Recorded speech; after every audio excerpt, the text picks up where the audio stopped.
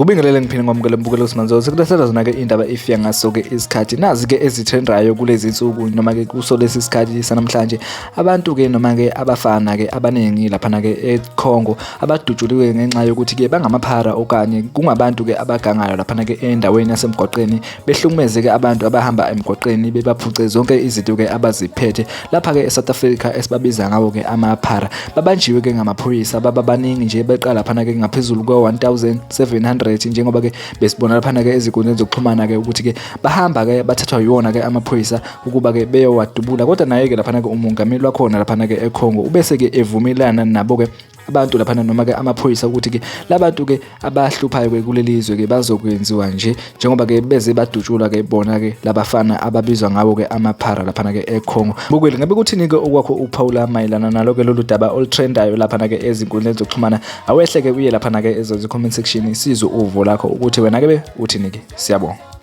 bafethu yo hayi angazi nibonile into eyenzakela eCongo. Mina bengithi ngifuna ukubuza lana man yo into ebhlungu kangaka ngizonipostela ivideo niyibone la kuma link ngizonenzela link niyibone. Wazi kunabafana abayi 1.7 boys. Labafana laba kade bahlezi babamba abantu inkunzi bahlupha abantu bayenza ini yonke lento ye-crime.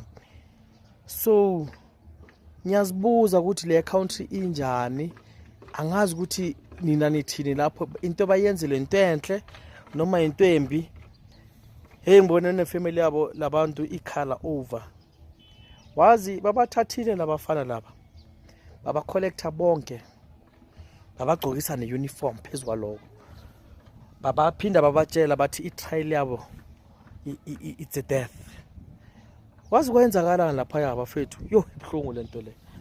Aba bathatha labafana babafaka emotweni zamaphoyisa babathatha babafaka babaceda baya lapha ya kulomjida lo omele lesikhundla sakhona wakhuluma wathi no sesiyayisayinela lento le. Dala abahlukumeza abantu labantu laba mabafe. Ngokutshela bra yami uyabona lana isasuka la basayi xoxisana na yonke lento le. Uyabona nalana abafana bayakhala, uyabona la vele babadubula khona la abadubula khona, uyabona na after scene yonke into iyenzeka. Hayi bafethu ibhlungu lento bayenzakalele.